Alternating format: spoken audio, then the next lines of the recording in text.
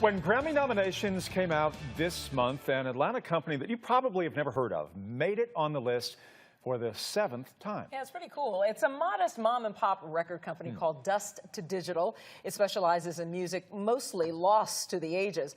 Our Doug Richards takes a look. Pray for me. The music came from Parchman, the notorious state penitentiary in Mississippi.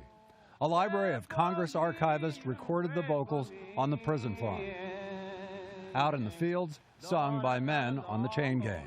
This was essentially a plantation surrounded by barbed wire. When Lance Ledbetter heard the music, it launched a project for his record label, Dust to Digital.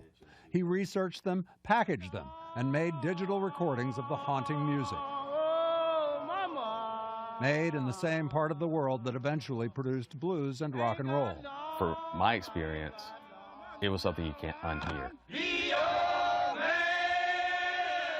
The people singing them, to be living in the miserable circumstances they're living in and have great art come out of that, I think it's inspirational to so many people.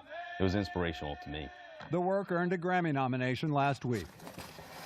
Dust to Digital is an exceedingly modest facility, run mostly out of the basement of Ledbetter's East Atlanta home. This is actually the soundtrack. Yet the music and the detail in the packaging is what's making the music industry take notice.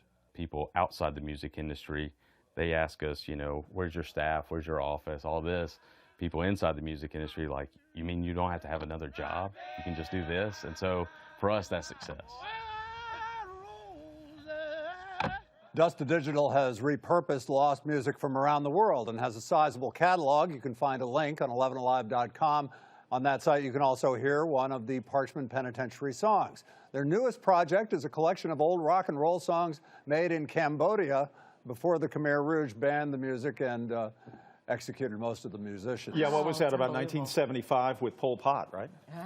Yeah, it just gives me chills to think about and to listen to that music, because you know there's just so much depth and angst and just emotion connected to it. So much a part of Southern culture, too, that, you know, for all practical purposes is lost. Yeah, absolutely. Oh, Doug, thank you for sharing that.